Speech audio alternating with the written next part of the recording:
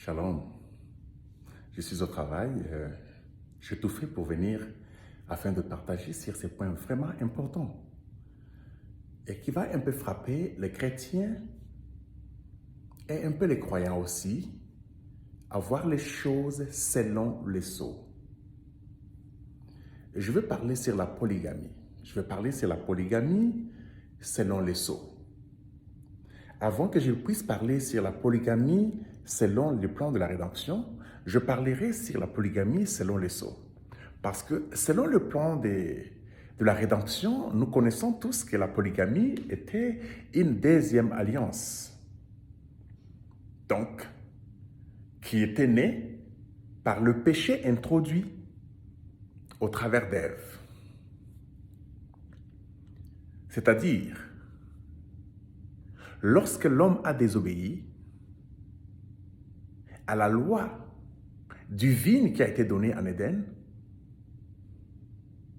au travers de la femme qui fut séduite par le serpent. Le serpent en question, nous avons compris par les sceaux que ce serpent n'était pas physique, comme beaucoup de gens ont compris les choses. Car il est dit, selon les sceaux, que les dénominations prêchent la chair. Ils voient les choses selon la chair. Mais le spirituel, le vrai croyant, voit les choses selon l'esprit, car c'est spirituellement qu'on en juge. Donc on a compris que le serpent n'était pas physique. Le serpent était une personne morale. On a compris que le même serpent qui a séduit Ève, qui fut le type de Jésus-Christ, est venu tenter Jésus après le jeûne de 40 jours. Ce serpent n'était pas comme ça visiblement un homme debout, parce que ce serpent fut maudit, mais il n'est jamais mort. Il n'y a aucune place dans l'Écriture où on a montré où le serpent était mort. On a vu qu'Adam est mort à 930 ans, et d'autres personnes sont mortes à 900, et ainsi de suite. Mais on a compris leur mort. Mais la mort du serpent, si Adam fit comme un jumeau du serpent, comme les autres le disent, mais pourquoi on ne dit pas la mort du serpent pendant que les sceaux sont révélés quand le serpent était mort? On ne parle seulement la mort d'Adam.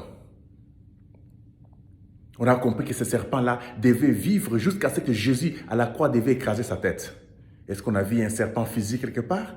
Mais on a compris que Jésus fut tenté par le même serpent qui avait tenté Ève. Et cela n'était pas physique, c'était dans la pensée de Jésus.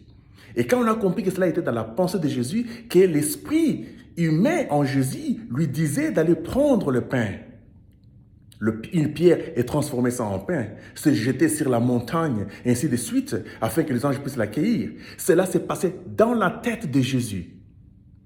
On a compris que le serpent n'a jamais été physique. Le serpent, c'est une personne morale qui a toujours tourmenté toute personne sur la terre. Ce serpent est dans chaque personne, dans l'esprit moral de personne, où il continue à séduire ces gens-là. C'est ce serpent-là qui fut le premier mari d'Ève, parce que le sceau révèle quelque chose pour dire, si vous appréciez une femme comme votre femme, vous l'appréciez tellement que vous l'aimez tellement, mais si vous ne l'avez pas encore prise comme femme, elle ne vous appartient pas encore. Cela, c'était le sceau, selon la parole révélée. On a compris que tant que l'esprit humain d'Ève n'était pas encore touché, c'était pur.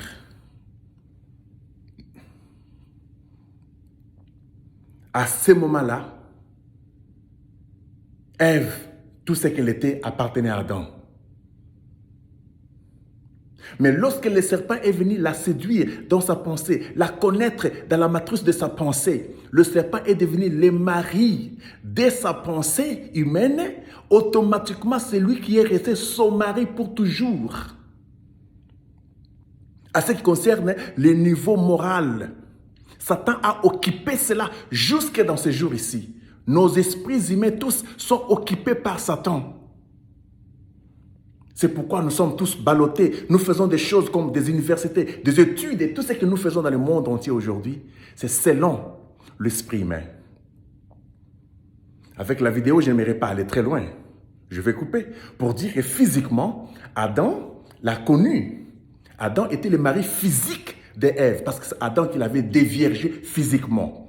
Mais quant à l'esprit, c'est Satan qui avait déviergé spirituellement dans la matrice de la pensée d'Ève. Et cela a créé une deuxième alliance que nous appelons la polygamie. Et quand Jésus-Christ est venu, le regard de les gens qui croyaient à la polygamie physique, parce que ce qui est spirituel produit le physique. Il dit, quiconque regarde une femme pour la convoiter a déjà couché avec elle dans son cœur. Où nous avons compris que toute personne sur la terre, si tu as déjà convoité une femme, tu as déjà commis l'adultère avec elle dans ton cœur. Combien de femmes vous avez convoitées depuis que vous existez? Combien de femmes, que vous soyez pasteur, que vous soyez un croyant du message, que vous soyez qui que ce soit dans la chair et dans votre esprit humain, quand vous convoitez une femme pour faire quelque chose, vous l'avez déjà couché dans votre cœur. Nous sommes tous polygames selon les sceaux. Et ce qui est grave, c'est là où les péchés commencent dans les domaines spirituels. C'est pourquoi on dit que le péché a commencé dans les domaines spirituels. Ça n'a pas commencé dans les domaines physiques. Donc, spirituellement parlant, nous sommes tous des polygames. Et c'est là où le mal a commencé. C'est ce qui est plus grave. C'est dans l'esprit. C'est pourquoi Jésus condamne l'humain dans l'esprit. Il dit, quiconque hait son frère l'a déjà tué dans son esprit. La tuerie physique, c'est quelque chose que l'État s'occupe de ça. Mais la tuerie spirituelle, c'est ça le problème. Il y a les gens qui sont des Caïns dans leur esprit humain. Ils tuent les gens chaque jour ici. Nous sommes des polygames selon les sceaux. Voilà ce que je voulais vous dire maintenant. Pour vous comprendre que selon Jésus, nous sommes tous des polygames. Une fois déjà convoité une femme, combien de femmes nous avons convoitées? Combien de femmes nous avons connues? Nous sommes mariés chaque jour ici, couchons avec des femmes dans l'esprit, chaque jour. Et vous condamnez ceux qui les font dans la chair? Voilà, selon les sceaux, ce que je voulais partager. Je ne mérite pas arriver à 8 minutes, mais je mérite juste partager ceci afin que vous puissiez comprendre que selon les sceaux, tout le monde est polygame. La polyandrie, les femmes les font aussi. Elles sont polyandres parce qu'elles aiment les hommes dans leur esprit.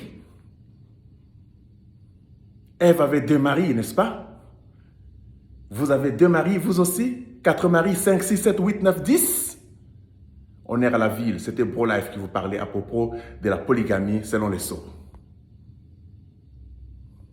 Amen.